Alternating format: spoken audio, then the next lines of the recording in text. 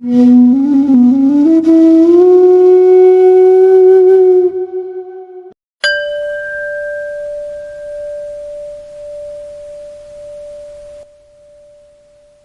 Kanchi, we have a few would you rather questions for you.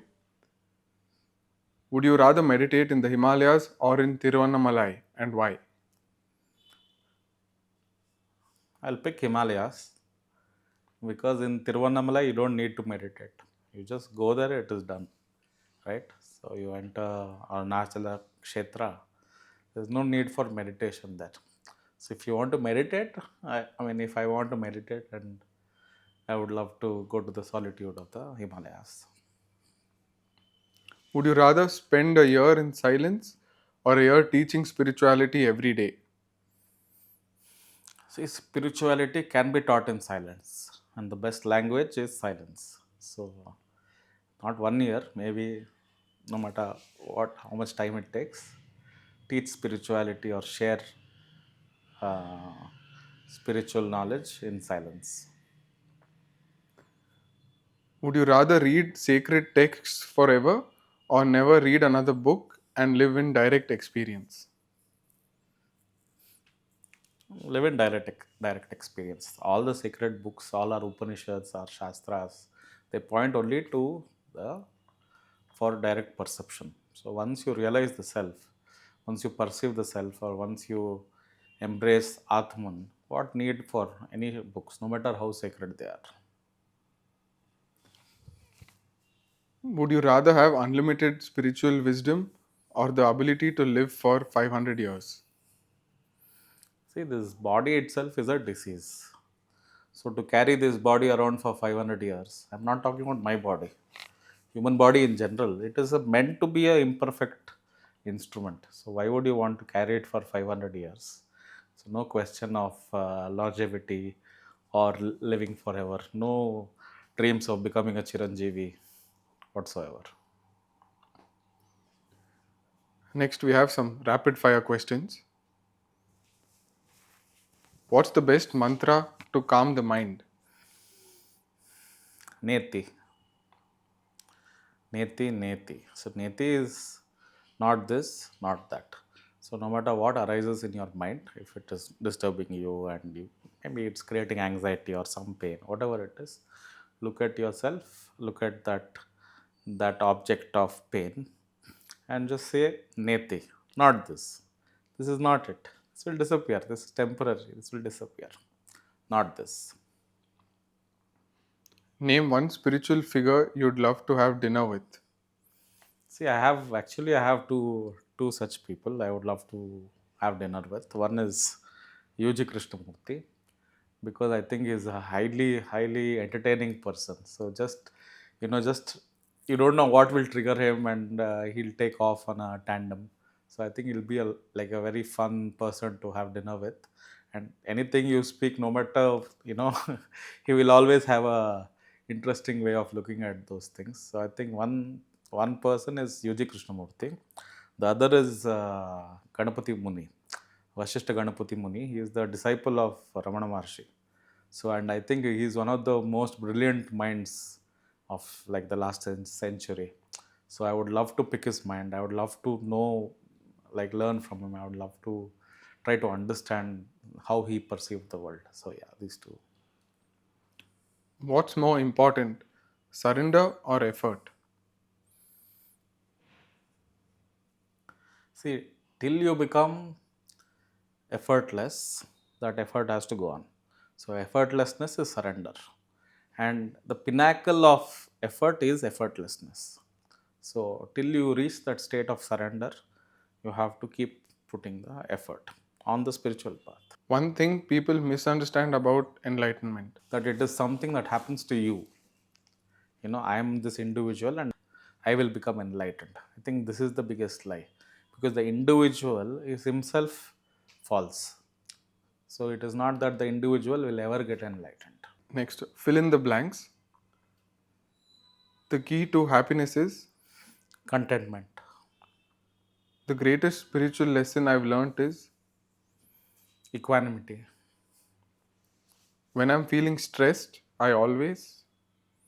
breathe, Observe my breathing. If I could live in any time or place, I would choose, and because Dwapara, Krishna. the biggest myth about spirituality is That it is separate from the material path, from your daily existence. hypothetical questions. If you could give everyone in the world one spiritual power, what would it be? It is to see the effect of their actions.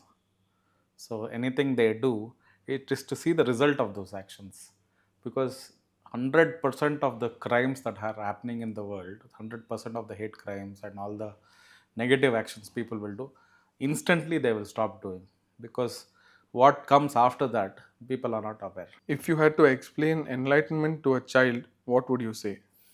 I will not explain. I will listen to the child. A child is born enlightened.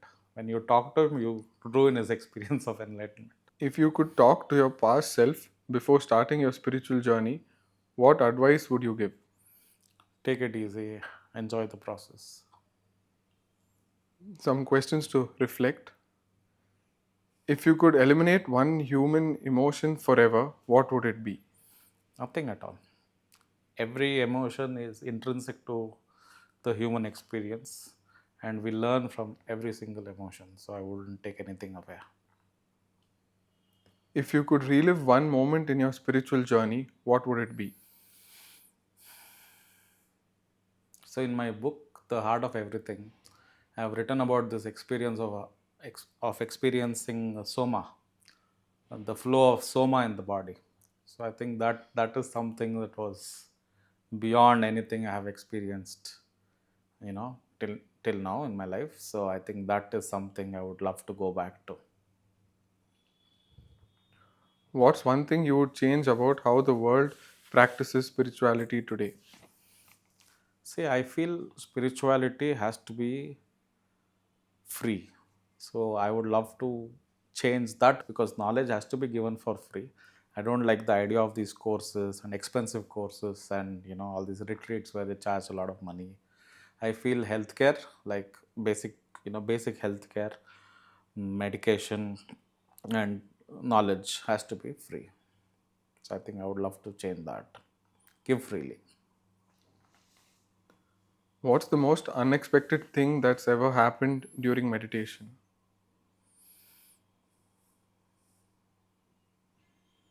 Many things should not speak about it. What's a spiritual practice you tried but couldn't stick with? Nothing.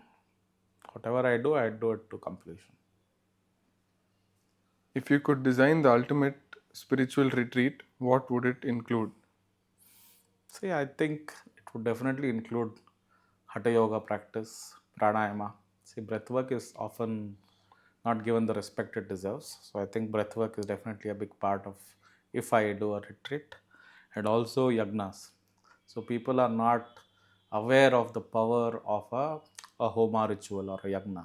So I would definitely like to incorporate that into the retreat. And of course, dhyana and also kirtan, singing bhajans and the glory of God. I think you know, this is a very consummate experience, a complete experience for any spiritual seeker.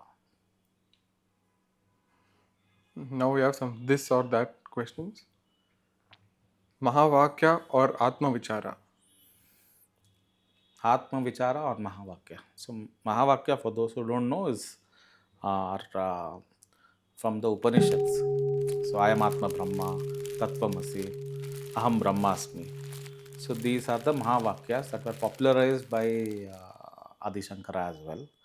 And doing Vichara. So all these things are the tools with which you can do Vichara. Vichara is self-inquiry, to know who you are. So when we say Aham Brahmasmi, I am Brahman, you have to understand who is this I am and who is Brahman. So doing inquiry on Mahavakya is something I can't pick. They work in tandem, they work together. Rama or Krishna?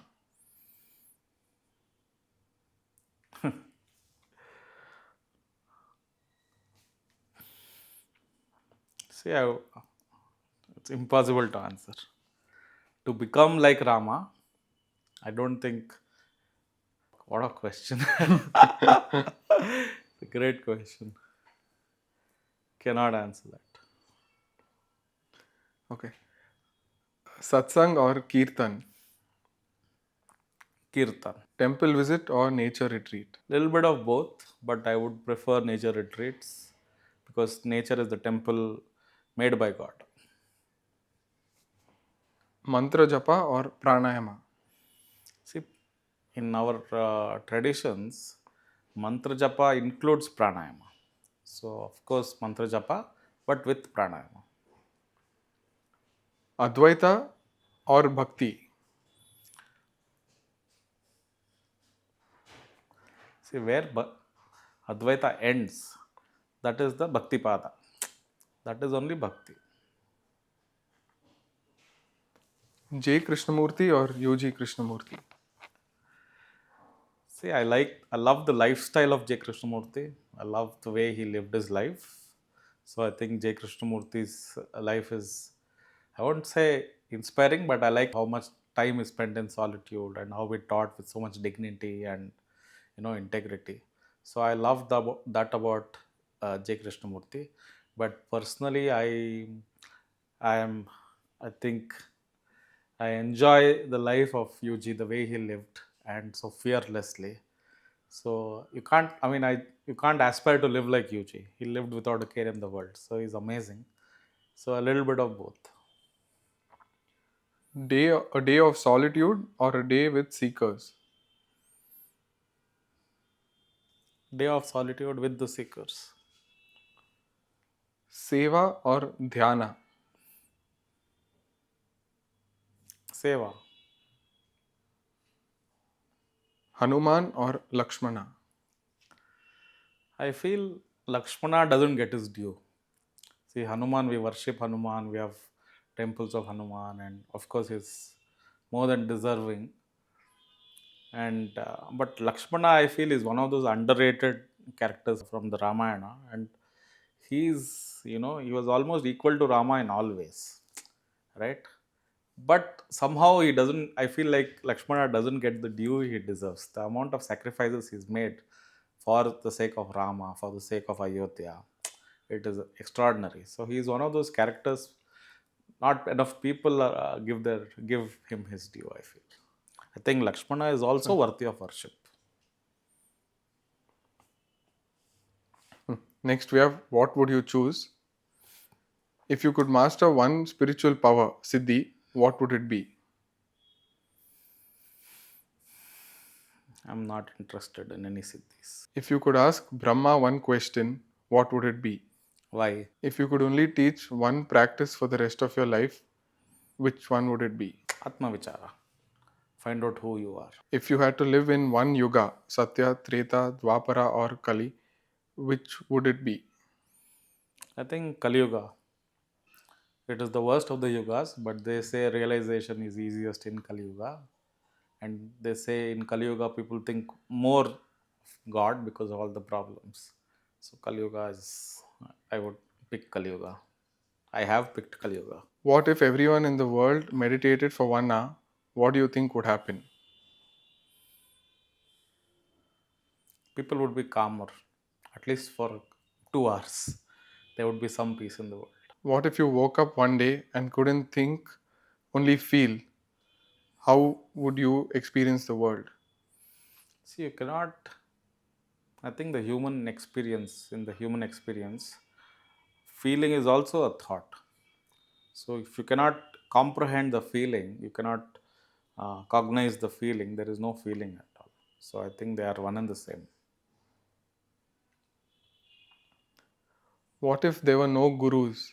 How would people find guidance? See, guru is within. So regardless of how many gurus are outside, doesn't matter. The guru is always within, and you will find guidance from. We always listen to our conscience, our heart. So I think that is the way. What if every person could hear their inner voice clearly? How would life be different? I think everybody hears their inner voice very clearly. They just choose not to listen to the inner voice. Next, we have spiritual superlatives. What's the most profound spiritual question you've ever been asked? Who are you? What's the most underrated spiritual practice? Practice of equanimity, just being silent, becoming aware. I think that is underrated. Not enough people give equanimity its due. What's the most misunderstood concept in spirituality? I think the most misunderstood concept is the concept of Maya. People mock, especially they mock the Advaitins with regard to Maya. They say we see the world around us, we see that everything exists, we can touch things, and you say the world does not exist, the world is an illusion. I think this concept of Maya is misunderstood. What's the most difficult part of the spiritual path? It is the patience and forbearance, because we are all used to getting instant things. You want coffee, you want instantly, you want in 5 minutes, you want coffee. Similarly, people want to erase thousands of lifetimes of karma by going to a retreat, by meditating for 20 minutes a day. So I think forbearance and patience, being patient, being choiceless, being detached, I think that patience is the most difficult part of the spiritual practice. What's the best advice you've ever received from a guru or teacher? So my grandfather would dress up like Purandara Dasa and go around, the city with the symbols and singing the name of God. So I always found it very amusing. I was very very young when he used to do this. So I asked him, like, did you want to be like Purandara Dasa? I asked him, are you the next Purandara Dasa? He is a very famous saint from Karnataka. So he said, I am not Purandara Dasa. I don't want to be Purandara Dasa. I am Dasanu Dasa. So Dasa no Dasa. Dasa himself means servant. Dasa in this context is servant of God. So he said Dasa no Dasa, servant of the servant. So this like this stuck with me, even though I was very young. Over the years, I've come back to the statement and always look at it, and I find it like a hallmark of humility. See, be smaller than the smallest. Don't try to be big. Be a guru. I want to be authoritative. I want the world to listen to me. So I love this sense of, it was a very simple statement, very innocent statement, but become dasa no dasa. Be smaller than the smallest. Here are a few scenarios. Be born in a higher realm or remain on earth as a teacher. Doesn't matter.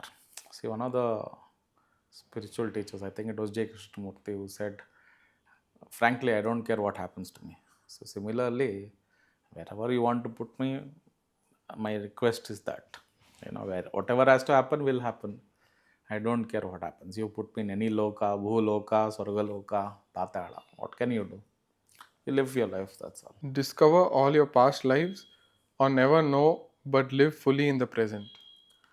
See, this life only we have so many problems. And so many people we are attached to, so much love, so much, trauma.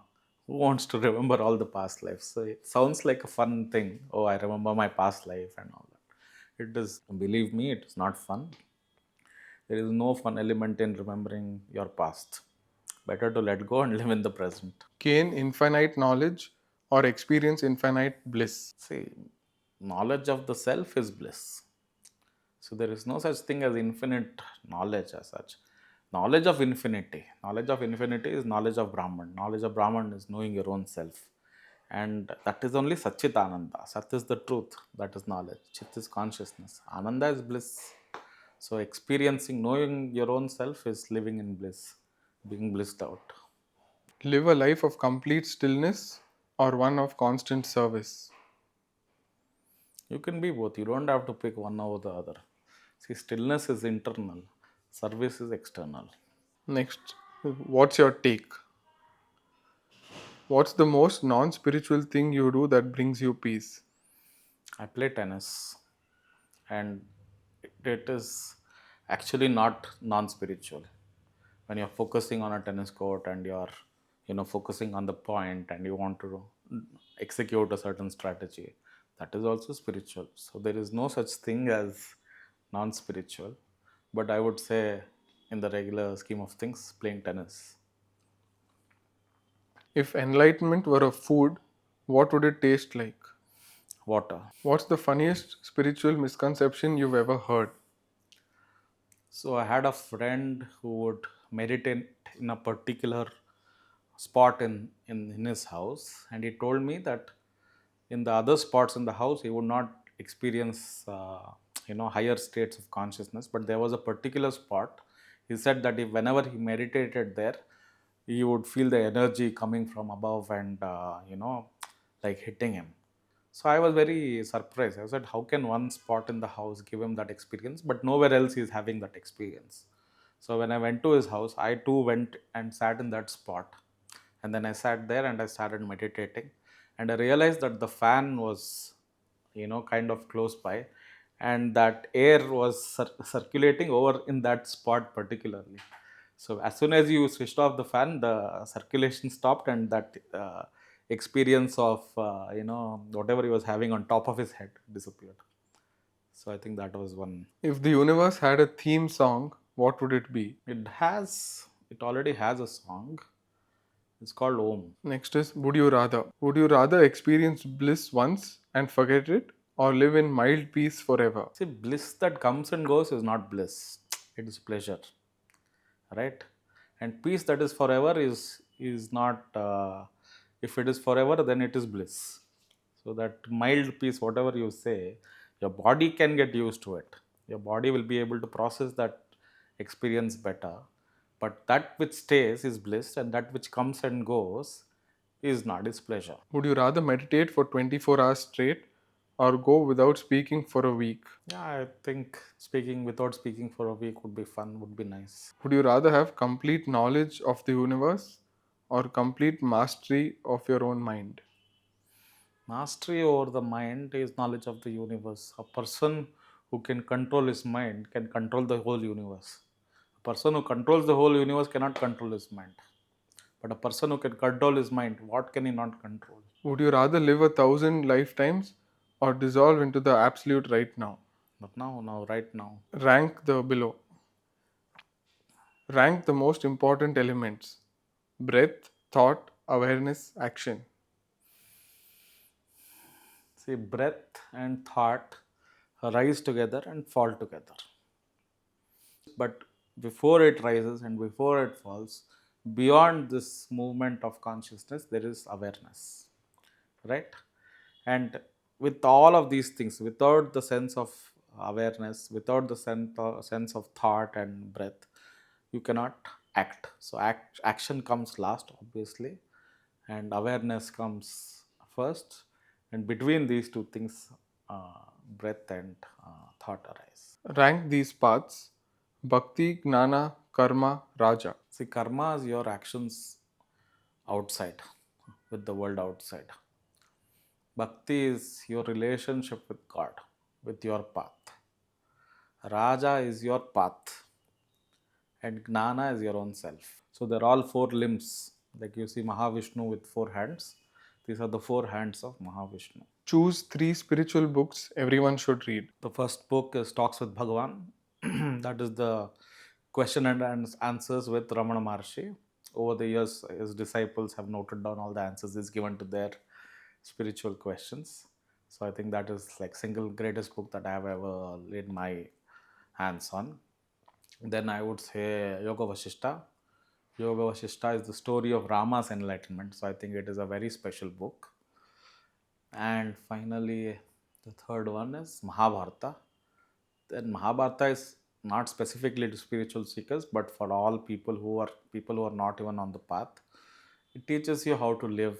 It teaches you. I mean, it is the single greatest dharmic book that anybody can read, and it includes the Bhagavad Gita. If you could rewrite one chapter of sacred text, which would it be and why? I think it is sacrilegious to touch any sacred text, but even then, there are certain things that have, it troubles you a lot. One of them is the Draupadi Vastraharana in Mahabharata. I think that is the single most disturbing thing I've read in spiritual books. I think that was something that disturbed me deeply. You cannot change it, but it's something I wish it never happened. So that is one thing. And then other one is the death of Abhimanyu. The chapter, the episode where Abhimanyu was attacked by the Kauravas. That is also very heartbreaking. So from the Mahabharata, I have these two. I mean, there are a lot of instances like this, but these two, and even in Ramayana, Sita, the turmoil Sita goes through after she comes out of captivity, Ravana's captivity. So it is very heartbreaking to see Sita go through so many things. So some of these things you cannot read it. You can't even think of that, but it is something that has deeply affected me when I read these things. What is the relationship between the disciple's effort and the Guru's grace in attaining liberation? So it is like the crow coming and sitting on top of a coconut tree. When you see a coconut tree, when you see a crow coming and sitting on the coconut tree, and at that exact moment the coconut fell. So there were two, people who were witnessing this. One guy said, no, it because the crow sat on the branch, the coconut fell. Right? So other guy said, no, it's not because of that. The coconut was anyway going to fall, and the crow went and sat on this branch. So the correlation between effort, the disciples' effort, and Guru's grace is like that. So it appears that sometimes it can appear that Guru's grace has caused the effort, or it can appear as like the effort has caused Guru's grace, but it is simultaneous creation. The Guru's grace is itself the effort of the disciple. Or we can say the disciple's effort is itself Guru's grace. Thanks for watching. If you enjoyed this video, hit like and subscribe for more. With grace and gratitude, see you next time.